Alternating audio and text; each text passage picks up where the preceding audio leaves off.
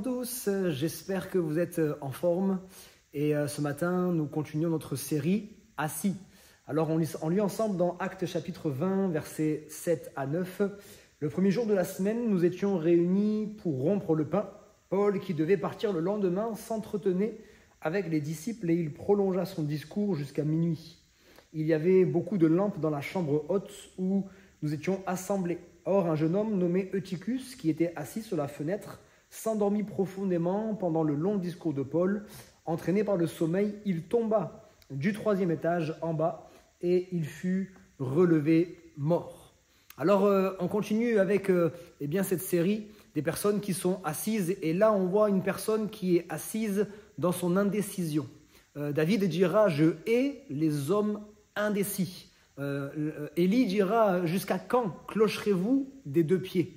Soit à droite, soit à gauche, mais cessez de clocher des deux pieds. Et on voit cet homme qui est là au bord de la fenêtre. Ça veut dire qu'il est quand même présent. Il est présent, il n'est pas complètement absent de la réunion, mais il n'est pas pleinement présent dans la réunion. Vous voyez, il y a une oreille qui traîne à l'intérieur de la réunion pour écouter le discours de Paul, et puis une oreille, ou plutôt un œil qui est ouvert vers l'extérieur pour voir ce qui se passe à l'extérieur. Ça représente un petit peu, lorsque nous venons dans l'église et nous sommes bien là physiquement, mais notre esprit il est ailleurs. On pense à tellement d'autres choses, on réfléchit à tellement d'autres choses, notre esprit est préoccupé, on est distrait.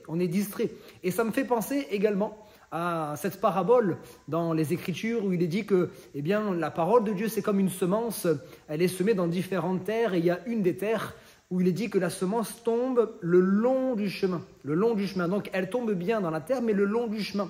Et qu'est-ce qui se passe ? L'oiseau vient, il enlève la graine, et évidemment cette graine donc ne peut pas porter du fruit. C'est exactement ça lorsque nous venons à l'église et que nous sommes un peu ici, un peu là-bas, lorsque on est distrait dans nos pensées, on entend la parole de Dieu, on entend bien, mais on n'écoute pas réellement. On entend, mais on n'écoute pas réellement.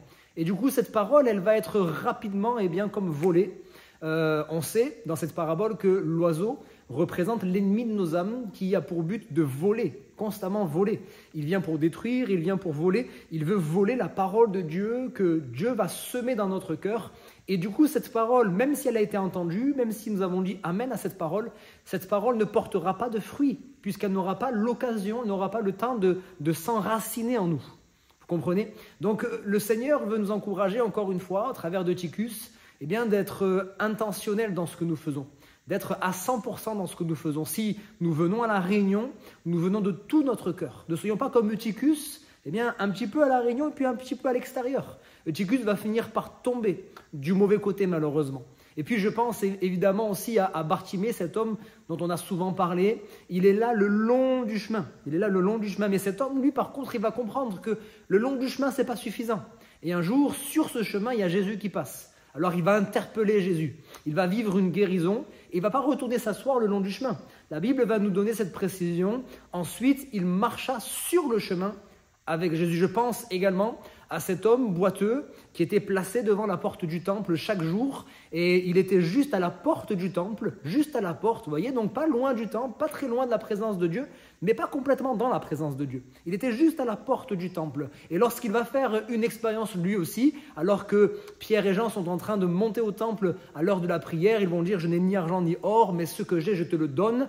Au nom de Jésus-Christ de Nazareth, lève-toi et marche. » À l'instant, cet homme va être guéri et pareil, il ne va pas rentrer chez lui, il ne va pas partir sur la place du village, mais il va rentrer dans le temple. Soyons entiers pour Dieu. Dieu veut t'encourager à ne pas rester assis dans l'indécision, à réfléchir encore et encore, mais plutôt à prendre une décision pour le Seigneur et à t'engager pleinement dans ce que tu fais. Pas à droite et à gauche, mais pleinement dans ce que tu as entrepris. Que le Seigneur nous donne de prendre les bonnes décisions dans nos vies, au nom de Jésus-Christ. Amen.